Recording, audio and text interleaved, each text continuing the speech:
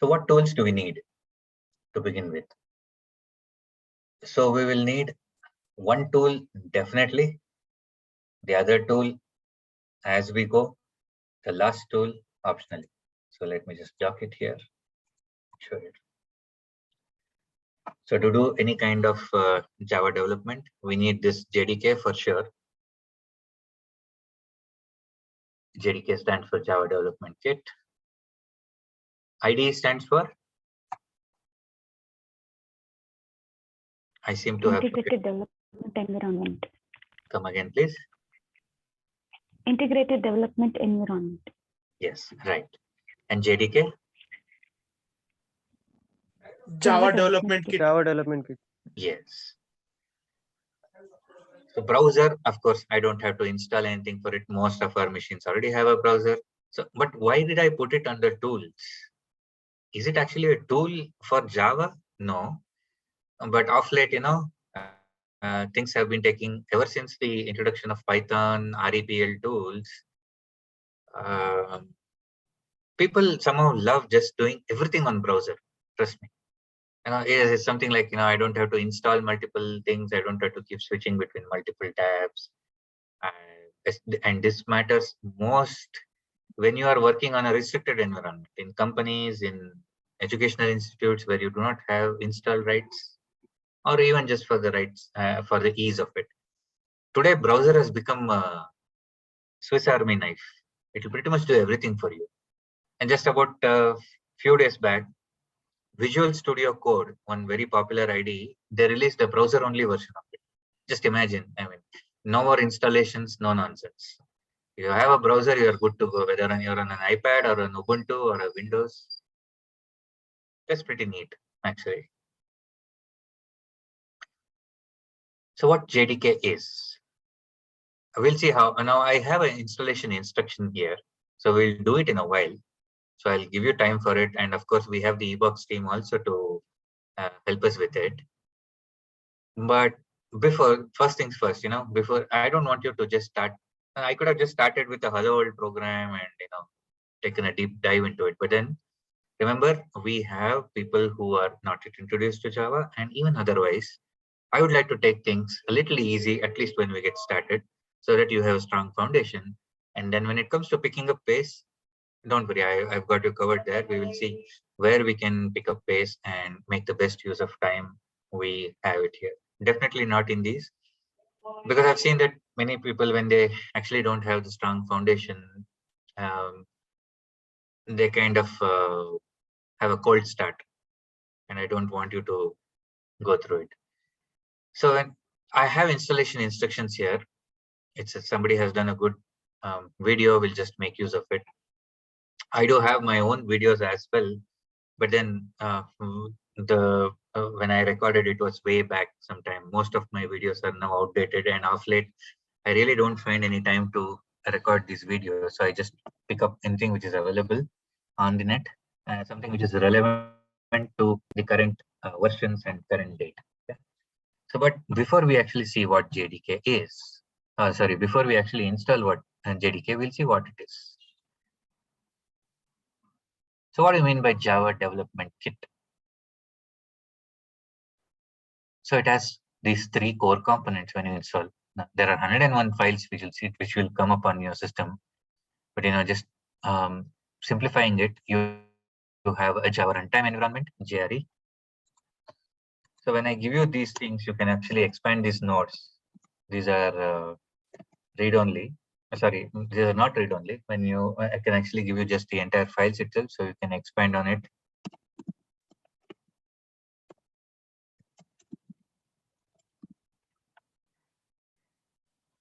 And of course, at any point of time, if you really you missed out something and you want me to stress on it again, you are free to ask. Okay. So what is Java runtime environment?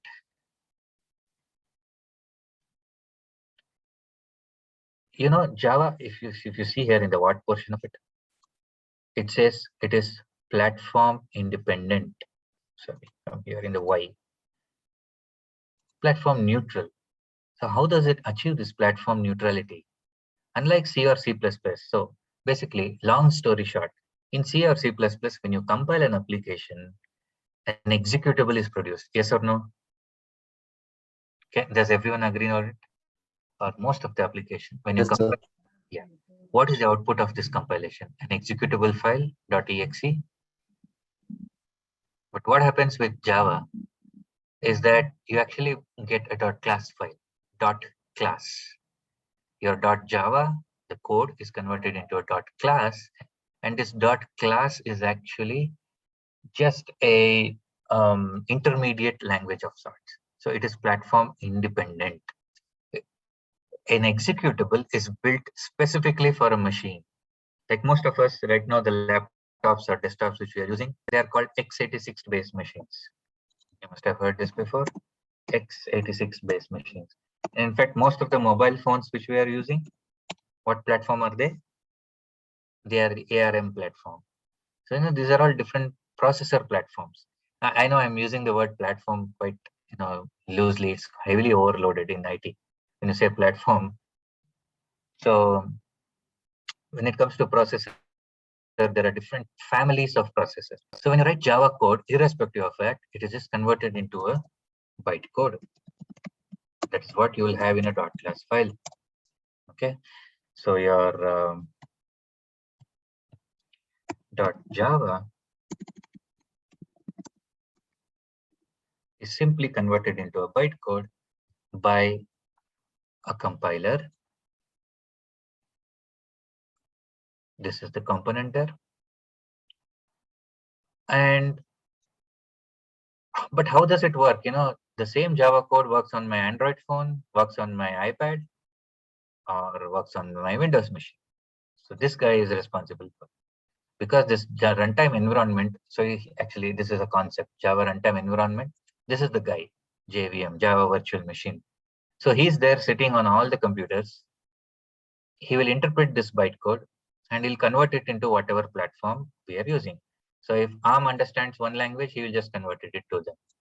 If x86, this guy understands some other language specific to his processor, JVM will take care of making him understand. That's all it is. I can go on for minutes, hours, or days talking about how Java compilation works, but trust me, beyond this, you would not really need it. Okay. But there is something more you need it. What is that is, most of us are confused as to what you need in a computer to run Java application. So for me, see, most of my explanations are practical hands-on based. I am the last person to do a lot of theory, but sometimes when it is inevitable, it's inevitable. You will have to do it. So here comes the question. You are a software engineer. You are developing an application for your friend. Okay, let's say he's from a mechanical background. He asks you to develop a software for him and you are developing it. So what should you install and what should he install? I'm still in the context of JDK. So I'll repeat the question. You and your friend, you are a software engineer and your friend is a mechanical engineer. He asked you to develop an application for him and you agreed. What should you install and what should he install? On Eclipse, sir. Eclipse. Eclipse, as in, can you be more specific? Okay, I'll come to that. So basically, yeah, thanks for your answer. But I'm posing a question more so that you understand what I'm planning to tell here. So I'll give you the answer for it. You should install JDK on your computer. Should your friend also install JDK? No. Your friend is good to go if he installs only the runtime environment. Why? That's all he needs to run Java applications. Oh, does he not need a compiler? Does he not need a JShell? I'll come to that. Does he not need an IDE? No, he doesn't. So when you install JDK, you get everything. You get the runtime, you get the compiler, you get the JShell. Sorry, Control Z. But on your friend's machine, only a Java runtime is sufficient. So when you have a Java runtime, basically you get this Java virtual machine and some libraries which will help him run some applications, some built-in libraries. Any questions here? This is an important aspect.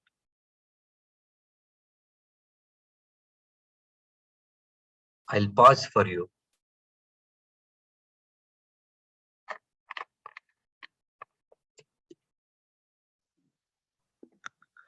Sir, if we want to change some code, what is it do, sir? If it's not with the JDK.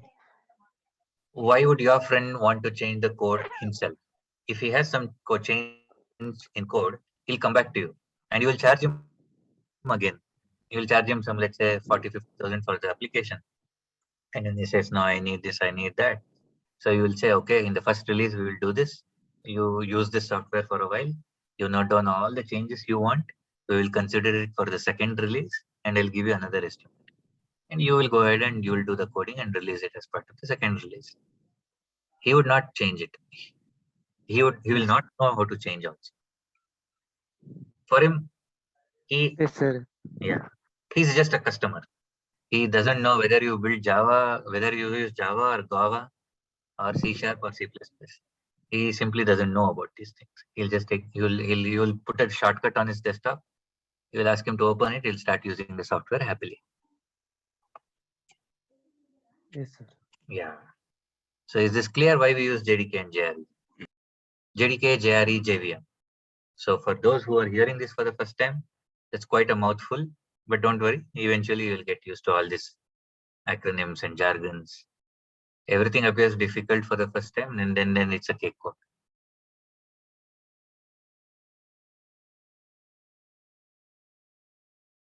So on any computer which is just wanting to run Java applications, you need a runtime environment.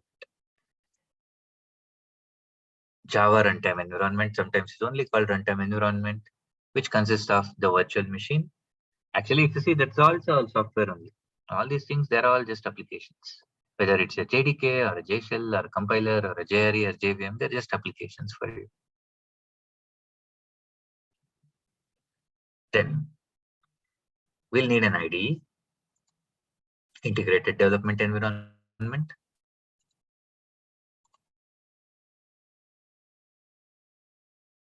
Before the world of IDEs, you know the story. You just had the tools, you had the text files, you asked the tool, hey, compile this for me. And you gave the path of the text file, the tool compiled it happily, and he gave the class file, and again you executed. We could do it now also. But then for larger applications, it is simply not feasible.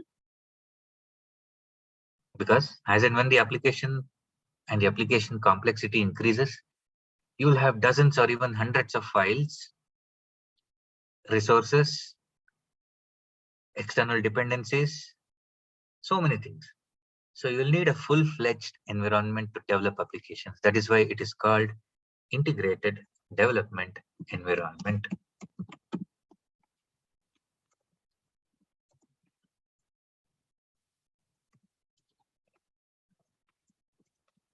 IDE. Again, we have plenty of options out there. The oldest and the greatest, I wouldn't say greatest, the oldest of them all would be Eclipse. But somehow I am more comfortable with IntelliJ IDEA. That's probably because of my inclination towards Android development, which uses the same base. Android development used to happen on Eclipse as well before in 2009 or 10 when we all first got our hands on Android development back then.